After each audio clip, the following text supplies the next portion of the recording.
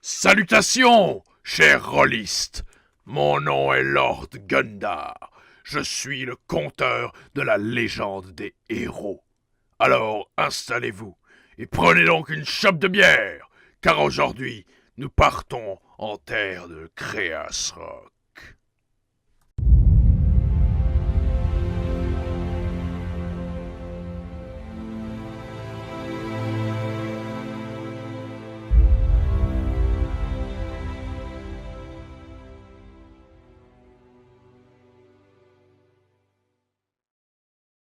Précédemment dans la légende des héros. En débutant le voyage, nous commencèrent par une prière pour Farah ainsi que Luminas. Ah, les plaines de Créas Rock. Leur beauté en cette saison d'automne est inégalable. Un agréable voyage, cette marche jusqu'à Pont-Faucon. La mort de Luminas et Farabellius me peine, mais il faut savoir aller de l'avant. Si on s'accroche trop au passé, en ces terres, on ne vit jamais bien vieux. Sur notre route, nous avions rencontré des marchands, des pèlerins, de simples promeneurs et les inévitables troupes de bandits qui désormais ne nous arrivaient clairement plus à la cheville. Enfin, elle était là, la fameuse ville de Pont-Faucon. Ce lieu, placé de part et d'autre d'un ravin dans lequel coule une rivière, est relié en son centre par un immense pont, sur lequel trône fièrement une bonne partie de la ville. Aux abords des remparts sont gravées d'immenses fresques racontant l'histoire de la ville, et des bas-reliefs d'une imposante stature rendaient hommage aux grands hommes de ces lieux. Une ville construite par des elfes, c'est assez rare en terre de Rule, mais cette ville, à mes yeux, est une plaisante exception. Une fois entrés en ville, il fallut nous organiser. Aujourd'hui était jour de repos, et nous comptions bien l'utiliser afin d'améliorer notre équipement pour nous préparer au combat final. Jean suggéra donc que nous nous retrouvions ce soir devant l'auberge des quartiers nord, dont le nom était le repos du voyageur. Tout le monde acquiesça, et chacun partit de son côté. Pour ma part, la question ne se posait même pas. Je me rendis à la forge la plus proche. Au détour de la rue marchande, j'aperçus la dite forge. C'était une forte bâtisse aux ornements très guerriers et dont le placement au milieu des autres commerces, plus raffinés en apparence, donnait l'impression de ne pas être à sa place. Arrivé devant le comptoir, je me vis accueilli par un orc. Il me tendit la main et je la serrai d'une poignée bien virile. « Que puis-je faire pour vous, brave homme ?» me demanda-t-il. « Eh bien, je suis là pour une petite révision. J'aimerais juste ajuster le manche de mon arme et en aiguiser les lames. » L'orc me regarda et poursuivit. « Quelle arme voulez-vous que je révise ?» Je posa ma titanesque hache d'arme sur le comptoir et dis « Celle-là !» L'homme fut surpris et il continua. « Waouh ! On ne voit pas souvent des armes de cette trempe. Avec ça, rien ne devrait trop vous importuner. Je vais voir ce que je peux faire. » Avant que le forgeron puisse s'éloigner, il me restait une question à lui poser. Juste pour savoir, serait-il possible d'y intégrer une rune de feu pour que la tête s'enflamme ? C'est en effet possible, mais ce n'est pas à nous qu'il faudra s'adresser. Il y a un alchimiste juste quelques commerces sur la gauche. Il devrait pouvoir vous fournir ce qu'il faut. Il disparut dans l'arrière-boutique, et j'entendis le son du marteau se mettant au travail. Vézémir, quant à lui, se rendit chez un mage. Le commerce dans lequel il se rendit était d'un style bric-à-brac flamboyant, noyé d'objets magiques en tout genre. Il entra, et la fine lumière passant par les fenêtres, obstruée par tant d'articles, rendait l'ambiance du magasin très mystérieuse. Un vieil homme s'empressa de venir derrière le comptoir et dit « Bien le bonjour, jeune homme. Y a-t-il quelque chose que vous souhaiteriez m'acheter ? Je voulais un sort de protection un peu plus puissant que celui que je possède actuellement. Serait-ce possible de m'en procurer ici ? Répondit Vézémir.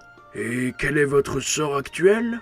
Une moindre barrière ne laissant passer ni eau ni vent en son travers. Je souhaite quelque chose qui puisse parer le feu et les flèches. Le vieil homme acquiesça. J'ai ce qu'il vous faut. Suivez-moi. Vézémir suivit le marchand jusque dans l'arrière-boutique, et se vit confier un livre duquel il put apprendre et mettre en pratique, aux côtés du vendeur, le sort qu'il désirait maîtriser. Émlir, quant à lui, s'en alla dans une autre forge, chez un artisan spécialisé dans la création d'objets en matières rares et magiques. Le magasin avait une allure plus sombre que les deux précédents. Un elfe tenait l'entrée du commerce et Émlir se prononça. « Salutations, monsieur. Êtes-vous bien spécialiste en forge de matières rares et magiques ?» Le commerçant lui répondit. « En effet, que puis-je faire pour vous ?»« Eh bien, j'ai trouvé cette matière, et je me demandais ce que c'était ainsi que sa qualité en tant que matériau de forge. » Le jeune elfe inspecta le morceau étrange que l'archet venait de lui donner. Sans tarder, il lui rendit la mystérieuse matière ainsi que réponse. « C'est tout simplement du granit tellurien. Une matière très solide ayant la propriété d'annuler la magie à son contact. Que voulez-vous que je forge avec ça ?» Émlir lui dit. « Une épée en lame torsadée. » Il lui donna un bout de papier portant un croquis de l'objet et attendit réponse. « C'est dans nos compétences. Ça fera 500 pièces d'argent, je vous prie. La commande sera terminée ce soir, vers les 8 heures sans faute. » Une fois la transaction terminée, Émlir s'en alla donc vaquer à d'autres occupations. Je me vis pour ma part rejoint par Jean, qui venait aussi faire affûter les lames de ses épées. « Qu'as-tu acheté » me demanda-t-il. « Je fais juste une révision, mais après je compte acheter une rune de feu pour ma hache. » Quelques minutes plus tard, le forgeron revint, ma hache lustrée et aiguisée dans ses bras. Dès que j'eus payé mon dû, je me suis empressé de me rendre chez l'alchimiste chez qui l'orque m'avait conseillé d'aller. C'était un petit bonhomme étrange, avec une moustache bien fournie, dans un commerce bien fourni, lui aussi. Bien plus rangé que chez le mage, tout était ordré par ordre alphabétique et par catégorie de puissance. « Oyez, cher barbare, qu'est-ce qui vous amène dans mon humble boutique ?»« Je recherche une rune de feu pour ma hache, lui ai-je alors répondu. »« Suivez-moi, j'ai ce qu'il vous faut. » Il me conduit dans un coin du magasin, et devant moi trônait alors une étagère remplie de runes en tout genre.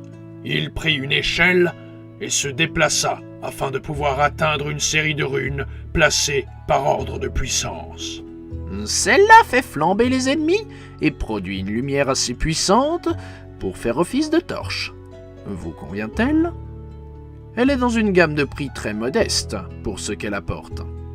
Je vous en fais 120 pièces d'argent. » Et concernant la pose de la rune, y a-t-il une méthode que je devrais connaître ? Ah oui, j'allais oublier. C'est inclus dans le prix. Alors, qu'en dites-vous ? J'achète.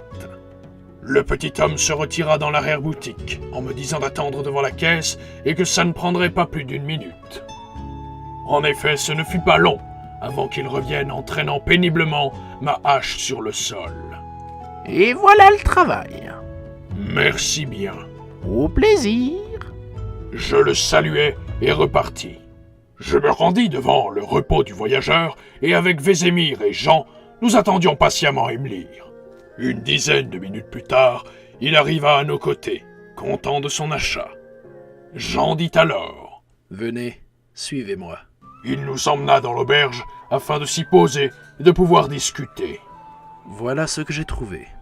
D'après moi, nous ne sommes pas prêts à affronter Darkost. Mais il y a, d'après certains dires, un donjon qui serait de notre niveau, non loin de la ville. Ça pourrait être un bon entraînement. Vézémir se prononça. Oui, c'est vrai. Après tout, il nous reste encore un peu de temps avant l'ultime combat. Autant nous préparer un maximum. Émlir et moi étions d'accord. Demain, nous partirons pour ce donjon. Et après, nous devrons faire face à notre destin d'aventurier. Ainsi nous allâmes tous nous coucher. La tête froide de peur, le cœur brûlant d'ardeur.